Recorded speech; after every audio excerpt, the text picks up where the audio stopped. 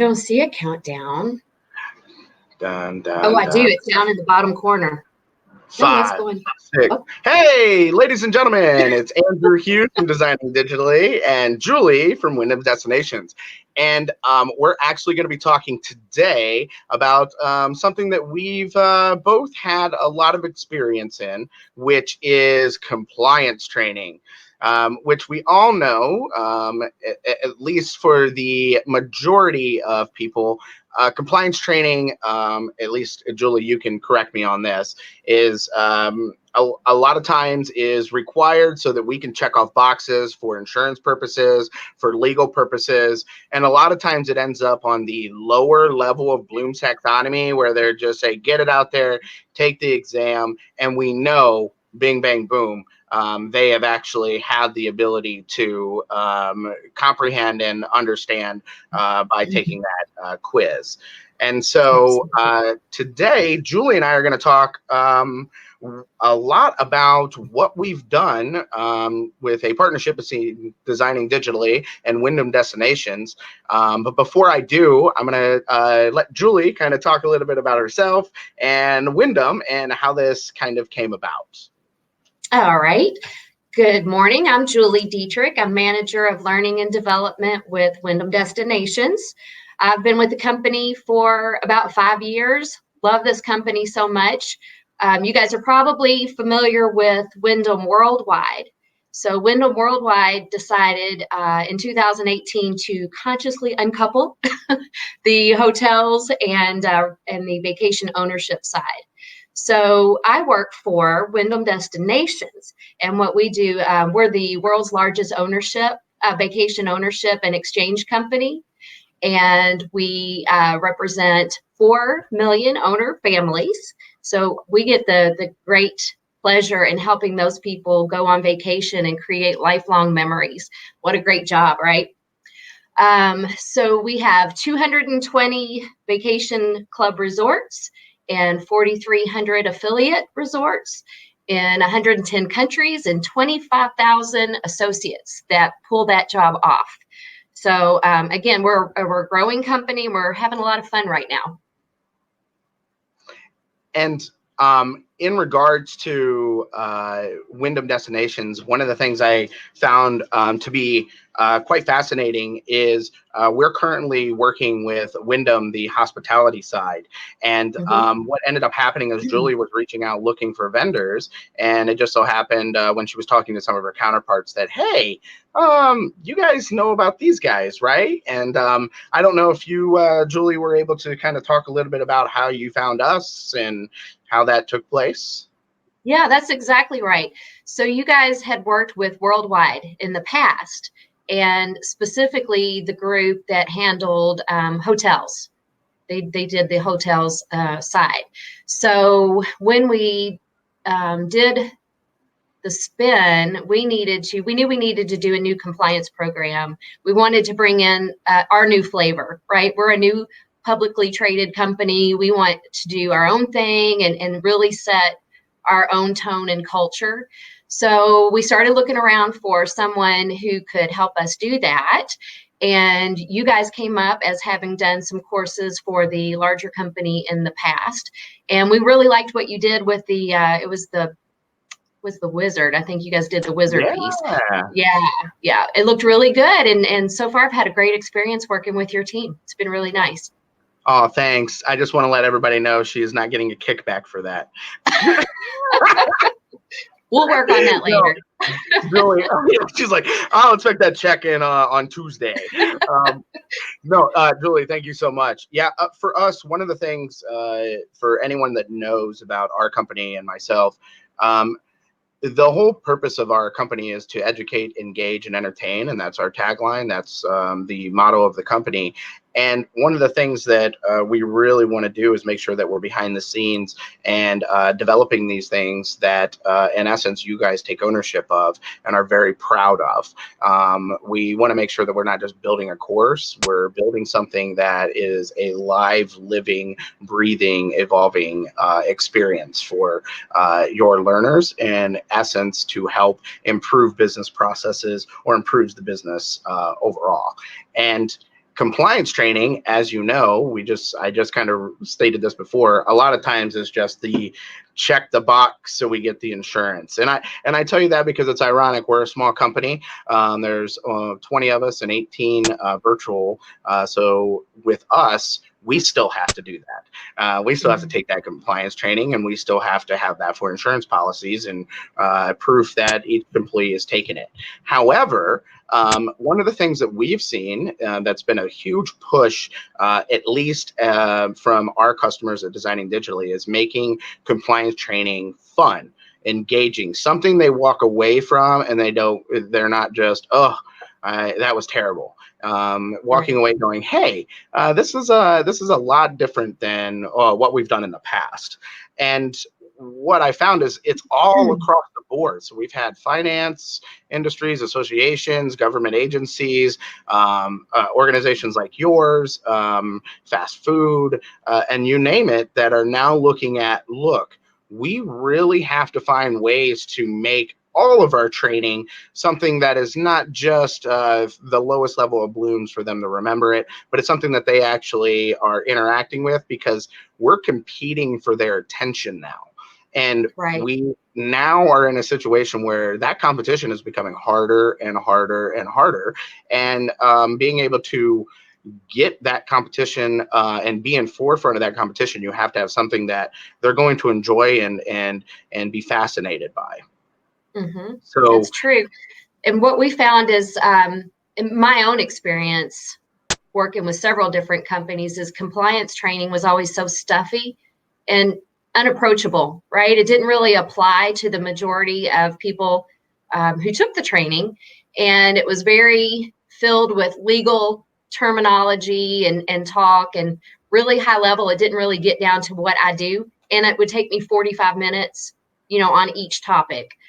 So that was our main focus with this project, was to get it more approachable and shorter. Yeah, I don't know if anybody here in the chat is willing to admit this, but when I'll be the first one, because I don't think my boss at the University of Cincinnati is in here. So let's see, Karen or Jeff, if you're in here, I apologize in advance. But here's what happens when I have to take the university compliance training. I just open another tab and wait till I stop hearing things, and then I click over, and then I guess the answer. And if I get them all wrong, I get to take it again anyways, until I get them right. So I'm not really learning anything. I'm learning how to cheat. And so that is the truth. I love to do the truth bombs.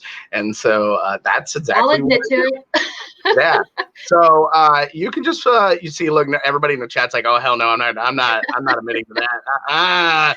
Thank you, Lisa. At least Lisa's over there going, hey, I'm with Andrew. It's very sad. It is true. It's okay. All of you guys can look deep inside and say, yes, I've done it. All right. So also, another thing that we have done, and Julie, we're going to talk about your project, but we've actually figured out ways to make that so they can't just click another tab and do something else. And so I don't want to give all the secret sauce away, but good luck trying to do something else while you're taking one of our courses, because that is not this one. But I do want to get back to some of that material. I know that we looked at reducing this into kind of the micro-learning approach to the modules, and we have 3 of those. I wanted to kind of have you talk a little bit about the purpose and what exactly we have broken it into, and kind of let you go from there. Okay. So our prior program was great as it was. It was effective. It did everything that it needed to do, but they were 45 minutes each. So exactly like you were saying, it was 45 minutes of very high level but heavy content that you would sit through, and then you'd get 20 questions at the end. So you literally could run it and walk away. So we knew that wasn't going to work for us anymore. We also knew that going into our new company and our new culture, we wanted to lighten things up a little bit. We wanted it to look like the people in it to look like us. We wanted it to feel like us. We wanted the conversation to be like us. even down to choosing our narrators. So we wanted, instead of someone that sounded very much like a judge, or like you were in trouble, we wanted it to sound like somebody who sits next to you. The lady that sits next to you that you talk about where you're going to go for the weekend. So we wanted to have a very casual feel to it. And the biggest driver of everything was that time. We had to cut 45 minutes. And that was per course, and there were 3 courses. So we cut them to the number one goal is none of the courses could be over 15 minutes. So you present that challenge to attorneys and to trainers and to leadership. That's really, really hard to do. We did a lot of redlining, a lot of rewriting, a lot of negotiation, a lot of crying and tears. But that was our number one driver. And then the second was to make it more interactive and to, again, make it feel like it was something that spoke to our people. And for our end at Designing Digitally, one of the things that we wanted to do is we were looking at what they had and said, look, they have some excellent content material here. And with building these to be shorter learning experiences, there's only so much you can do.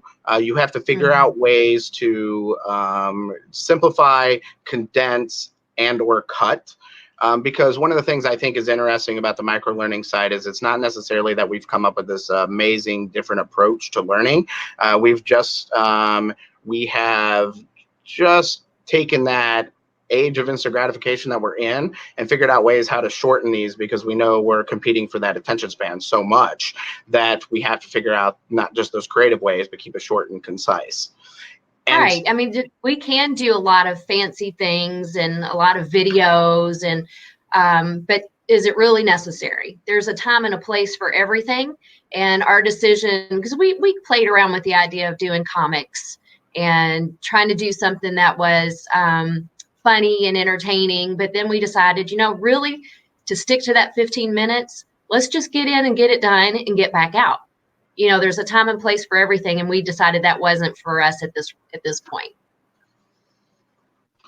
And in regards to delivery of this, we were also very aware that this is something that is going to be delivered to 20,000 people, and we also know that within inside of those 20,000 people, that's a very diverse group of individuals.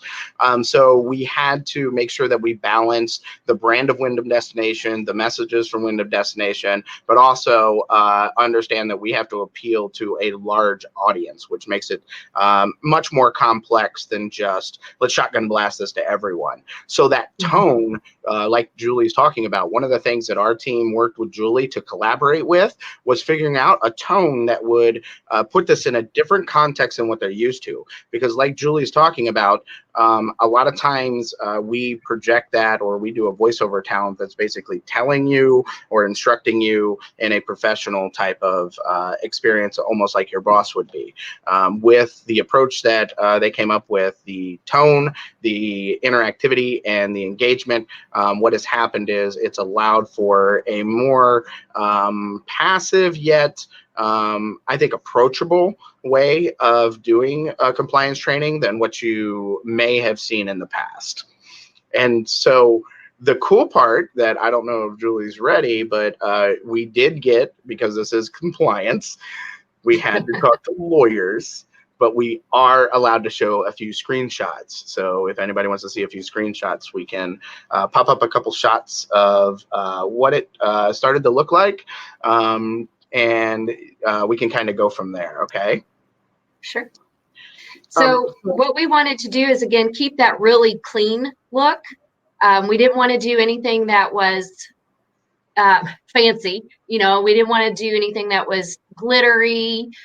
We just wanted to stick with a really basic black and white and gray color scheme.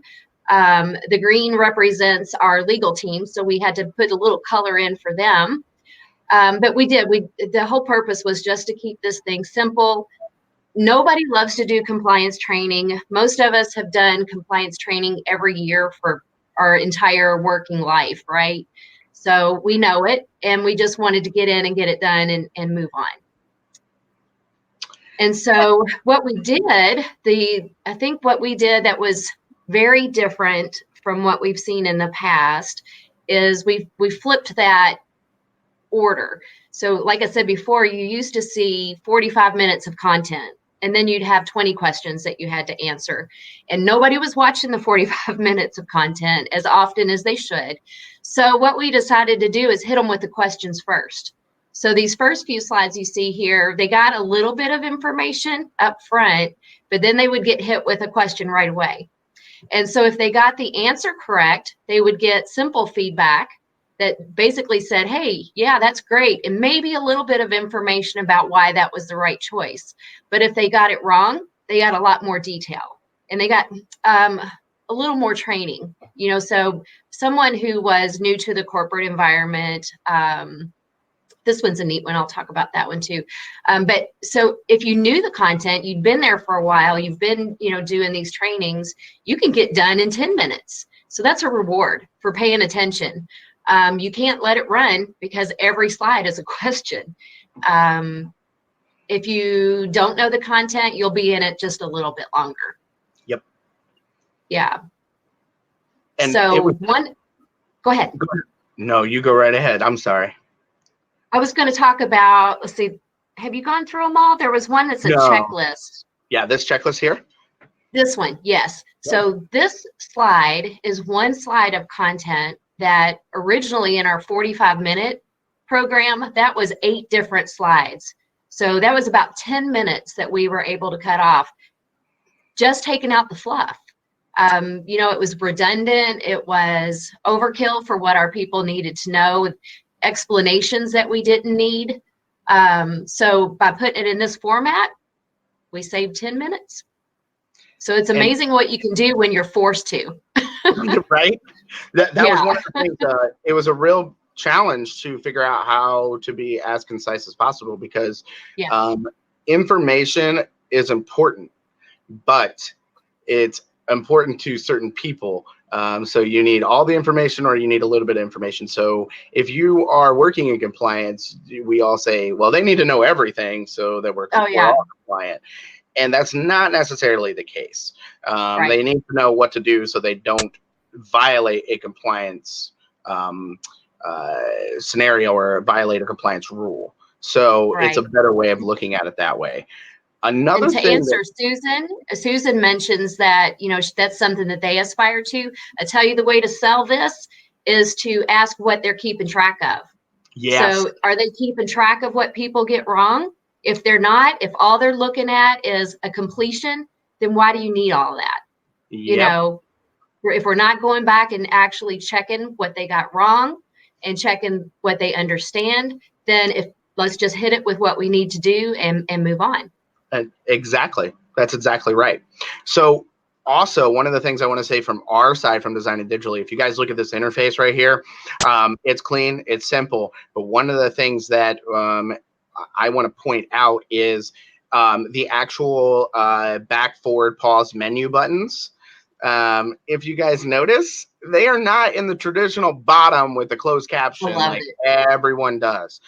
We here at Designing Digitally try to do something that is going to be different than what you're used to, but still follow strong UX and UI rules. And so there are ways, like you said, Julie, a lot of your staff and the people that have taken it have really liked it right there because it's there. It's still out of the way. It leaves for a nice white space. It's clearly easily read. And depending on how much content material we have, we can keep pulling down without having to scroll.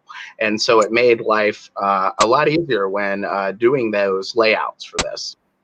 We liked it too because part of our branding is a dot for your destination, so it worked out with our branding really well. We really liked it.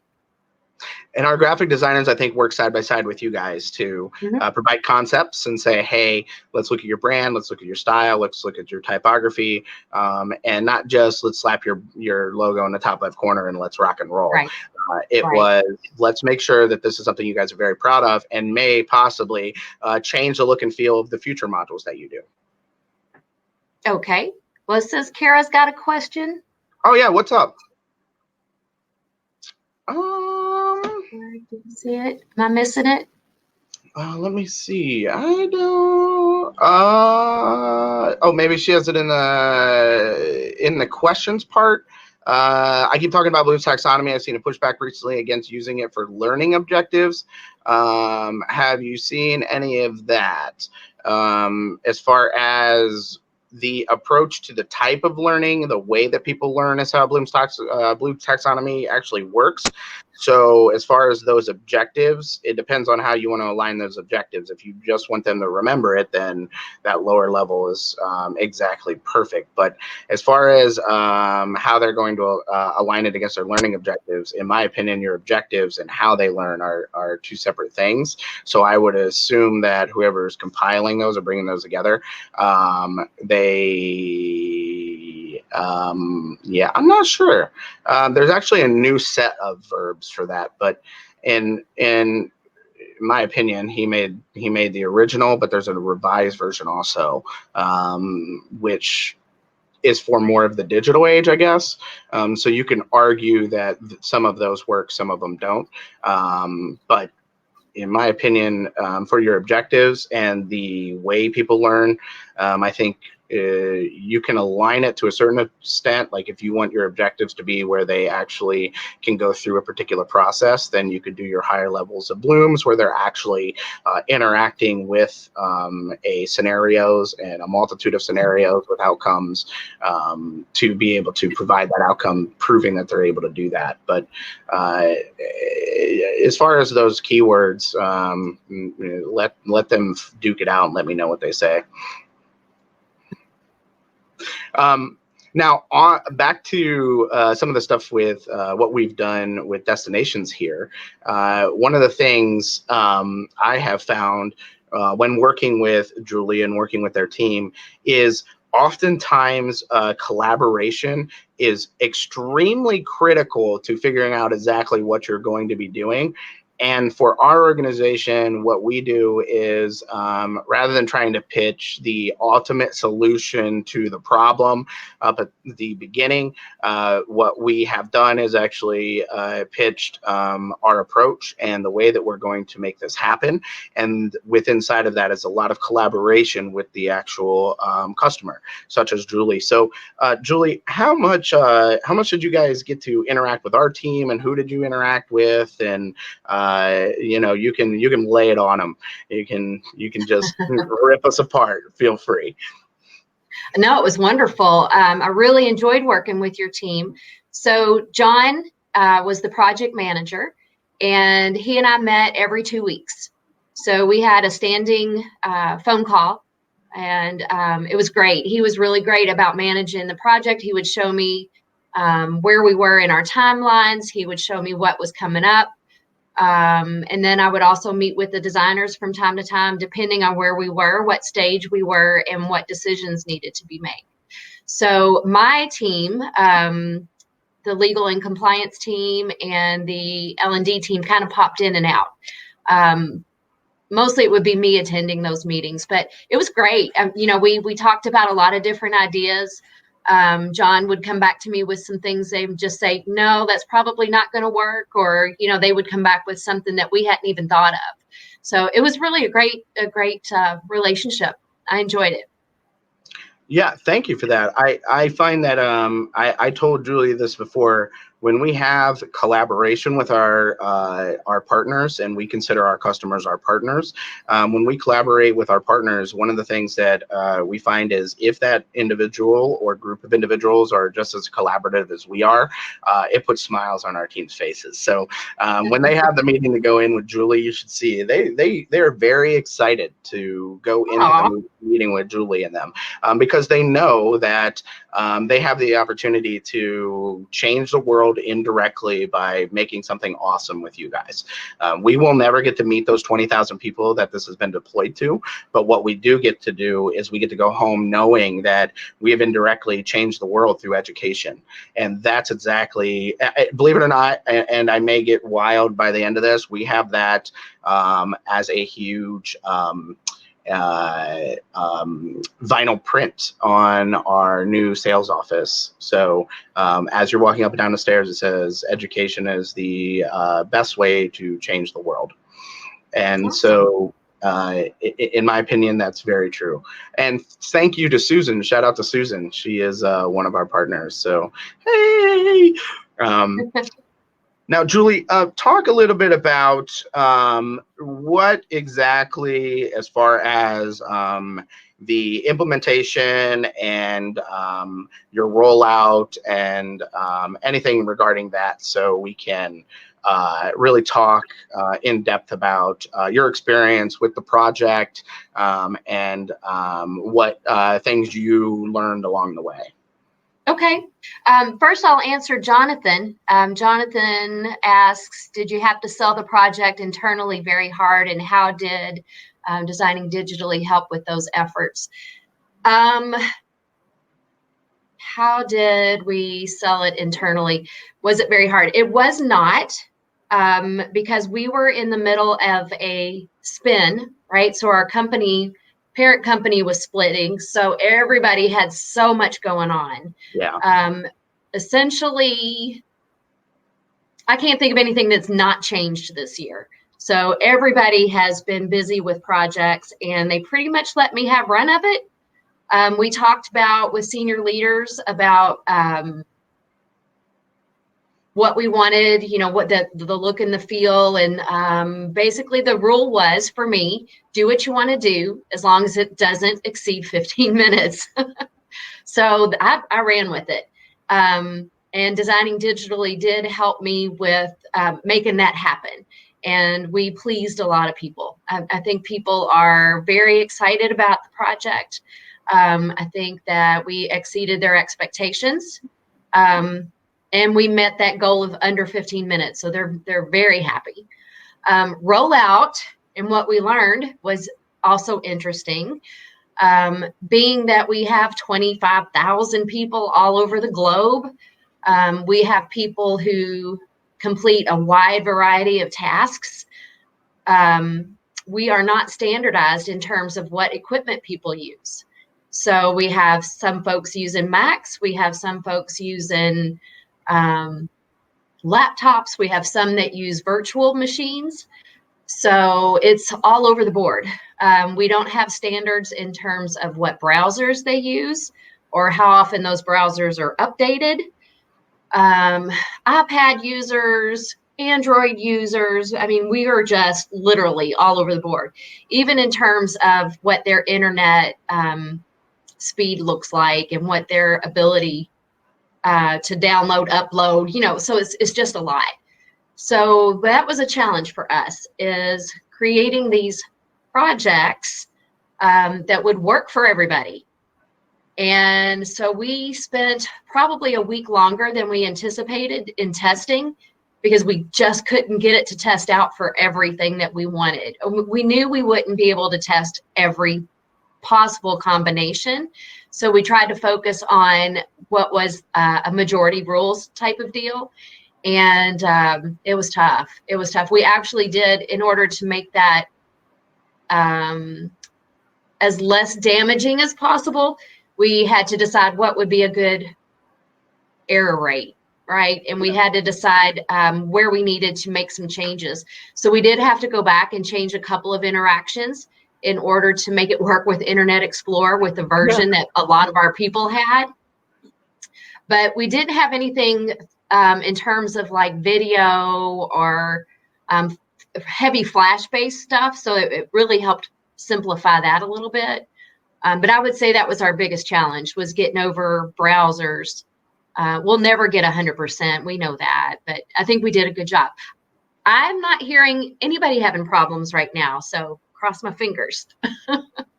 From our side of designing digitally, you guys should see this. It's really funny. When they're doing the quality assurance testing, we do a multitude of rounds. We do an alpha version internally. And so when they were testing this, because we knew we had to do as broad range as possible, our team had iPads, iPhones, Android phones, Galaxy tablets, the Microsoft Surface, all of the browsers. We had a Mac, we had a Linux box with Chromium. We were trying to do everything that we possibly could. And then what we ended up having is, like Julie's talking about, one of the interactions that we actually developed was like a no bueno when it came to Internet Explorer.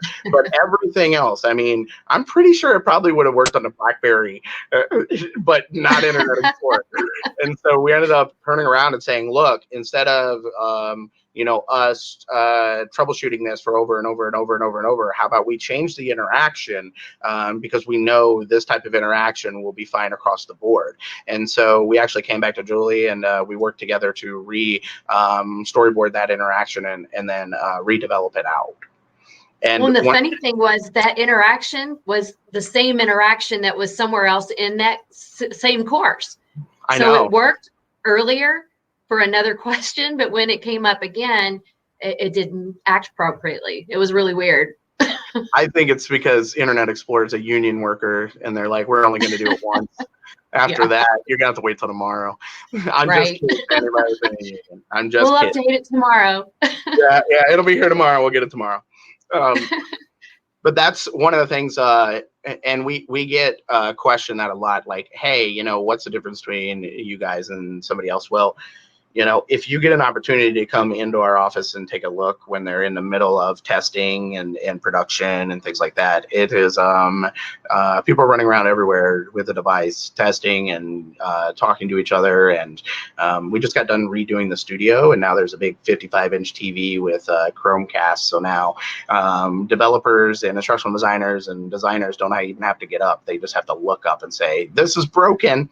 Somebody fix this. So it's an interesting experience when we get a project like this where we're testing a lot, because it might take that extra week, but it's definitely worth it, because during that entire week they are testing and putting in bugs. And I think, Julie, you can state this, or at least back this up. I think when you first logged into our bug tracker, you probably saw a bunch of them, and many of them may have been closed, or a few of them may have even been open.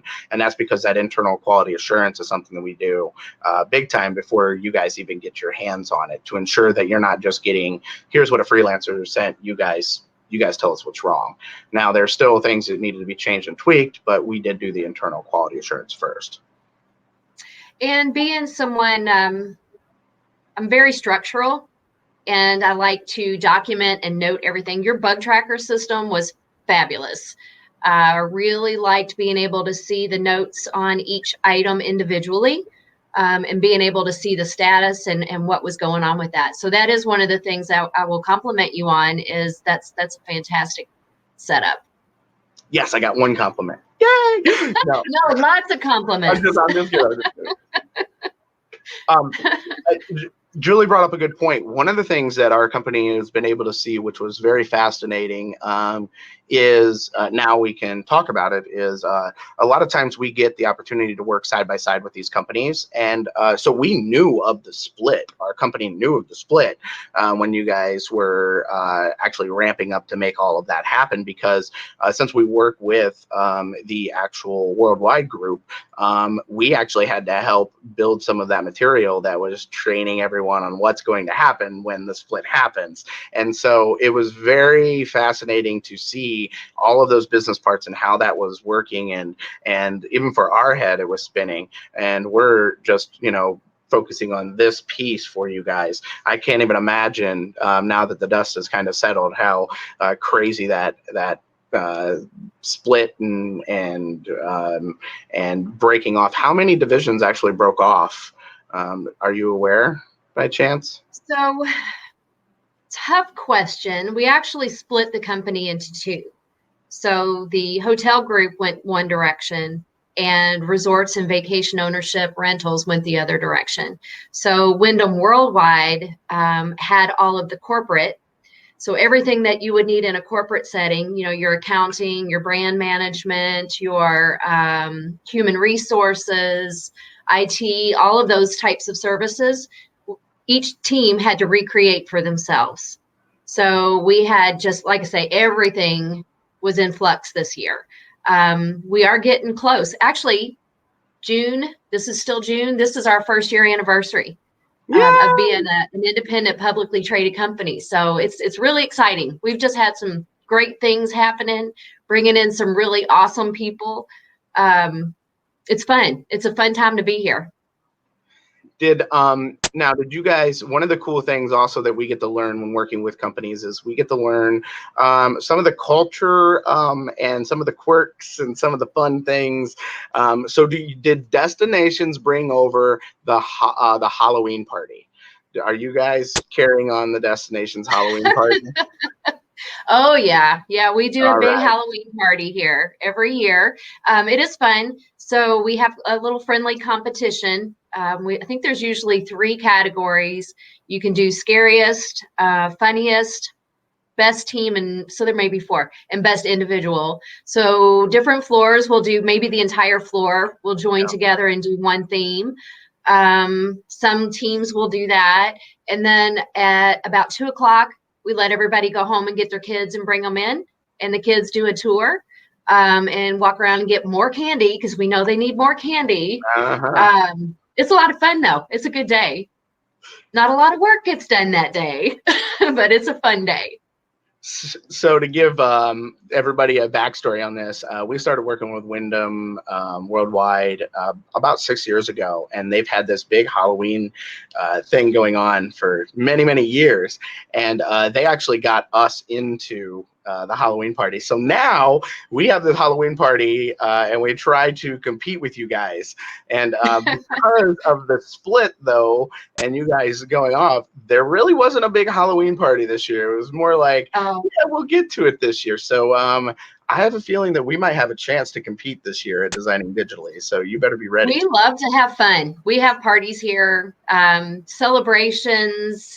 We do a lot in terms of, we're a vacation company, right? Yeah. So we should be having fun. We should be celebrating and kicking up our heels a little bit. And we've worked really hard this year. So we do take time to make sure that everybody is celebrated and a little time to relax. Yeah. Sorry for going on that side tangent. I just No, it's the fun. Halloween stuff is so much fun. So back to talking about compliance training. There were 3 modules. Do you want to talk a little bit about what those 3 15-minute modules were, and what kind of we were touching upon in those 3, just from like a high level? Yeah. So they're the standards. The first one was our code of conduct. That was an entirely new code of conduct, new program for us. We used to call it business principles, and that was tied to the Wyndham Worldwide. So we actually took the time to go back and rewrite all of that. I wish I had that to show you. Legal did that, and they did such a nice job with it. I see over in the chat we were talking about learning objectives and saying, the learner should know blah blah blah. When they rewrote the code of conduct, they took that same approach to make it more relatable, and it basically said, "We don't do this. We do this." So it just really brings your associates into it, so that they understand what they do and what they shouldn't do and what our culture is. So that was pretty awesome. I loved that. The program that you guys put together for us to support that code of conduct was fun. So we actually would give a scenario. The scenario would put a person into a situation. What was one of them? Oh, the restaurant. So there was one, the girl's been trying to get a reservation at a restaurant for a while. She knows that one of our owner families runs the restaurant. Can she get into our records and get his phone number and give him a call? So then our learner got an opportunity there were 2 or 3 choices on that, and then they would choose what's right. And if they got it right, thumbs up, good job. If they got it wrong, okay, we need to talk about this a little bit, and they get some more training around that. So that was code of conduct. The other was anti-corruption. And so anti-corruption was aimed at our business development teams, those who deal with public officials, those who are negotiating for new resort properties, that type of thing. And then we had information and privacy management. So of course that one's important to everybody. Everybody in business these days, we see so much about people getting hacked and systems getting hacked. So that's what that program was about. And from a technology side for us, we actually developed this out in Storyline 360. And the actual development is fully responsive. If you you guys were listening before, Julie was talking about how it had to work on each and every device. So what we actually did is developed it out to be fully responsive. That way we had the ability for it to be scalable and be able to work without having too many major tweaks to each one of the devices and the experiences.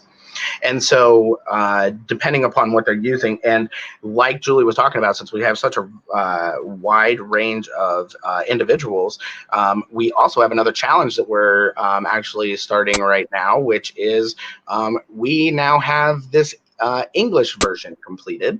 And so now, like we do with many of our clients, it is time to do the additional languages.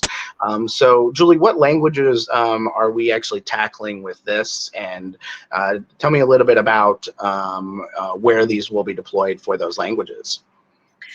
Andrew, that's a good question. That's the question of the day, the $1 million question. What languages? So we originally had a request for 14 languages, and we were going to do those over time because that's a big budget item. So we were going to do that over time, and then the decision was made that we're a true global company, and we want to respect everybody that works for us, and we need to give them the training in their language and be inclusive. Yep. So we're trying to figure that out now, how to do that, keep a budget, and be innovative. Yeah. So we know that we'll do Latin American Spanish. We'll do that fully across the board. We'll do Portuguese. We'll do, what was the other one we landed on yesterday? I think is Thai. Yeah. But we still have to figure out how we're going to manage Turkish, Greek, Indonesian, Chinese, Mandarin and Cantonese. Yep. Yeah. Yep. Yeah. So we're still working on that. Ooh, Jonathan wants to add Bubble Talk and Pig Latin, but I think I don't know if we have those in the budget, but we'll try, Jonathan. Well, I tried to get Kentucky in. I sound different than everybody else, but they wasn't budging on that. This ain't exactly English. Hey, I'm from Ohio. I don't know how we didn't get that from you guys. I have no idea.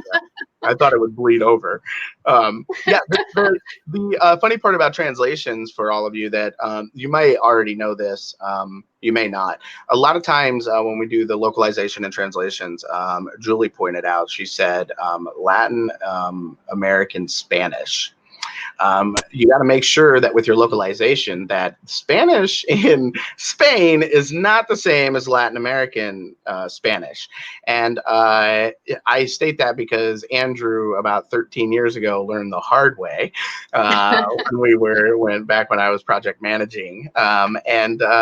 So just taking into consideration that localization also is the localization of that language, and not necessarily just because it's English, or just because it's Spanish is Spanish. We have found that, like Julie's talking about, I'm not picking on Kentucky, but I was telling Julie this. We have a client that is in Memphis, Tennessee, and I was just telling Julie, I love talking to them because of their accent, from the Tennessee accent. It's so fun. But when I go to California, people are like, "Oh, you're from the Midwest, aren't you?" And I'm like, "What do you mean?" Like, I don't want to. They know I'm from that. I figured it was because I was just a heavier, short guy, but I think it's the voice or the way I conduct my sentences. So keep that in mind. Make sure you don't do Latin American Spanish for Spain Spanish. Right. Otherwise, you will be yelled at. tremendously. Even I think the difference in Spanish between Puerto Rico and Mexico is different. Oh yeah, you're right. It is. Yeah. And you know, it's also funny. There's what was it? Like Brazil and Argentina, they have just slight modifications, but you can get away with keeping them since they're close enough that no one really is going to complain. But we have had some feedback. Like, we wouldn't say that word in Argentina in some of the feedback. And so you just don't know what exactly you're going to get when it comes to those different languages. Yeah, Brazil is 14, but there's also a lot of Spanish-speaking people in Brazil. So we've had feedback on both of those. This was my first time working on a global project of this size. And I tell you, that was the biggest challenge for me, especially being from small town Kentucky, right? So thinking about, we have an awesome manager of inclusion and diversity. And that's just an amazing role to have in a company, right? So you don't see that very often. Yeah. But I sat down with her and went through these, and the things that she pointed out in photos, in some of the language, it was just amazing to me, the things that I had never thought of. Perspective, how people might see a face, a look, an item of clothing, how they might see that differently than what we take for granted here in the States. That was a really cool opportunity. I learned so much by working with her on this project. Yeah. There was a project that we were working on, I think last year, where we had some 3D models, and the females that had too scandalous of clothing, and it was just a V-neck shirt, but we got some feedback on it. So again, this was an already developed module that was in the US but was actually translated into another language. And when that took place, because of the cultural and the differences, we actually had to redress the 3D models, which I thought was amazing. Yeah. Something you don't think about until you get into that world. It's a really interesting opportunity. Yeah, oh, absolutely. Absolutely. You know, another thing that I often see when we're looking at translations and localization is a lot of people look at just what's on the screen, but you also have to do every little aspect of menus, buttons, you have to do congratulations screens that they may never see. And a lot of times those things are forgotten, or people just assume that they need to do them, or they're not even on their radar until you start to actually build an asset list. And then you go, oh man, we really shouldn't even have put the submit button on that, or the word submit on that button. We should have just made it an arrow or something like that, because you find that you're then redoing it over and over and over. And then each and every time, what we ended up doing is they're built so that we are building them out dynamically, which allows us to change those and redo that translations. But at the same time, you still have to go through and redo it and rebuild the pieces, because a sentence in Spanish compared to a sentence in English may not align with any animation or any wording that is coming up on the screen at the current time. So you have to look at that and just basically make a additional version for developing out each language. And so that becomes, like Julie is stating, tedious. And not only that, then we have to quality assurance those with somebody within that language that can actually do that equivalent quality assurance. And that's where Julie was talking about finding the Greek. If you saw the look on her face, like, and we're gonna do Greek, and it's because both her and our firm need to make sure that we have quality assurance in somebody in that native language to be able to make sure that we're putting out the output that we put out in English at the same quality and with the same message. Right. So Kara asked, do these translations end up being like new builds? I think that was something that was a shock to my team. the legal compliance and ethics and some of the other people that don't work in our industry. They were had sticker shock, right? Well, gosh, if the original course was this much, why are we paying this much more for translations? All they have to do is get it translated. And so I did have to take that opportunity to go back and say, all of these buttons, all of these words, everything has to be redone. The interactions have to be rebuilt. I mean, all we're left with is boxes and arrows, right? Yep. So, and the photos stay. So every word that you see has to change. So once I was able to explain that, they're feeling a little bit better about the budget, but it's still tight. Yeah. Yeah. And as you guys know, 14 different languages times 3 modules can be pretty hefty. But as Julie knows, we try to do everything we can to work with inside of those budgetary constraints. So, Yep. And that's what we're doing with Julie and their team to say, hey, what can we do? What can we work together to try to cut workload off of you guys, us, to make sure that we can keep this inside of a reasonable budget for you guys. And that's on us. That's our internal struggle, is trying to figure out how to be fiscally responsible. Does it make sense to spend $15,000 to translate for 3 people? So that's where we're trying to get into that. How can we be innovative and deliver a great experience for those few people and not make them feel second class, but not spend $15,000 on that? So we'll get there. It takes us a little bit of time, but we'll get there. Yeah, and I think everyone ends up with an expense like that. And it's just, if we could just use the Google Translator, oh man, life would be great. Right. But unfortunately, we don't have that yet. So here's your $1 million idea right here, everybody. Right. Perfect. Better get on this or something. Is to take and make an AI machine that will actually scrub your entire course and pick localization for that. So there you go. Where's Mike and the rest of the team at Risk 60? Let's get them on this, or the Risk people, or somebody. Go. Yeah, we need a Star Trek Universal Translator too. Look, I'm gonna go off on a little tangent here. Go for it. Kara says she's from Kentucky, so I got to know, in true Kentucky fashion, cats or cards? Oh, she's a Cats girl. Yeah. Oh no. Yeah, she's a UK alum. Yeah, I knew that. Yeah, she's actually at OSU now, so now she's a Buckeye. Oh, okay. Yeah. But I think her heart's at UK. I think her career is at OU. Yeah, see, that's all right. We can still get along. Anybody else from the local area? I know we got a few people. Where's everybody from? If you guys want to just post in there. Yeah. Okay. That makes sense why you would be a Cats fan. Yeah. I'm from a town called Vaughnsville, Ohio. I don't know if anybody's ever heard of that. But it's super small. You got a little Washington, Madison, Wisconsin. All right. Dallas. W for Molly. Memphis, Lewisburg. Hey, I know where that's at. Susan probably has an accent like mine then. You know what? She does, but she's good at hiding it. Oh. She's really good at hiding it until she starts yelling at me. And then it comes out.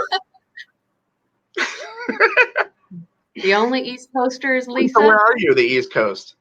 I didn't see. Let me scroll up. Did Lisa say? I know you don't. You know. I'm just kidding. Connecticut. All right. Beautiful. Mm-hmm. Absolutely, it is. Anyone else? I see a couple other Ohio people that are hiding in here. You ninjas. Like everybody's like, I'm not speaking up. Yeah. Dayton. We're just below Dayton. Rose.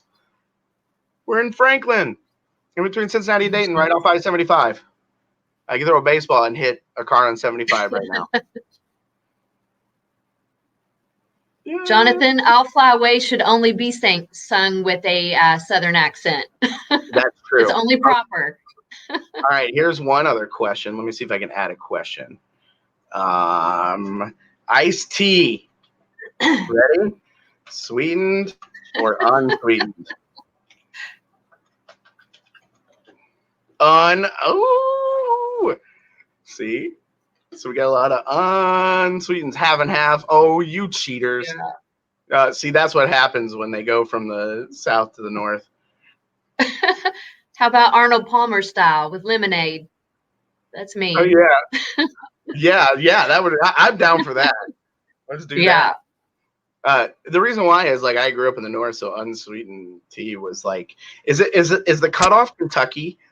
That's what I want to know. Is like it started in Tennessee where they're like, that's where the sugar starts. Yeah, probably. Probably So, that's. is Kentucky like the gray area where you guys just have this civil war over sweet and unsweet tea? It must be it. Because honestly, I'll let you know, I'm actually from Southern Indiana. I'm from a town called Jeffersonville, Indiana. Yeah. But I would say that I'm from Louisville, Kentucky, because I don't sound like Indiana. So the way Indiana is divided, the accent changes every hour that you drive south. The accent changes. So I've got that more Southern. But I'm an unsweet tea girl. I don't like that sweet sugar. All right, me either. Yeah. So I think it is Kentucky. I'm sure my tea there. Yep. Kentucky's our break point, everybody. We figured it out. Because anybody in Tennessee, if I say, can I have some iced tea? And I think this is really funny, and this is a South thing. When I asked for iced tea and I said unsweetened, please, the first thing everybody says to me is, bless your heart. And I was like, oh, everybody's so nice. Until this lady turned to me and goes, yeah, that doesn't mean what you think. And I was just like, oh, you stupid Yankee. You stupid Yankee. Yeah, unfortunately. It's something we learn to do very young. Yeah, at least you guys are polite about it. You know, most That's people right. in Ohio are like, all right, dummy. So you guys are polite about it. I do want to say we're coming to the end of the hour. And I wanted to, Julie, just kind of give you the chance to, if there was anything you wanted to share or say or, anything of that nature. And I will tell you, everybody, Julie is very, very busy. So try not to spam her after this meeting. Trust me, I have to take a number. So if you guys, do have questions, you can find her on LinkedIn. But Julie, is there any other items that you would like to share? No, I think we covered this project really well and talked about the things that I love about it. I think we talked about the challenges. I appreciate your compliments. I saw a lot of you guys saying nice things about the project, so I appreciate that. It was a little nerve-wracking for me because I was taking it in such a different direction as anything that we've done here before. But I'm really happy with how it turned out. And thank you for inviting me to talk with you today. This was fun. Yeah, I greatly appreciate it. We love being a partner with you. We look forward to working with you guys again. And if anything does come up or anything that you ever want to share, if you ever want to nerd it up on this again, I'm hoping to get people like Susan to join me and a couple other people if they get permission.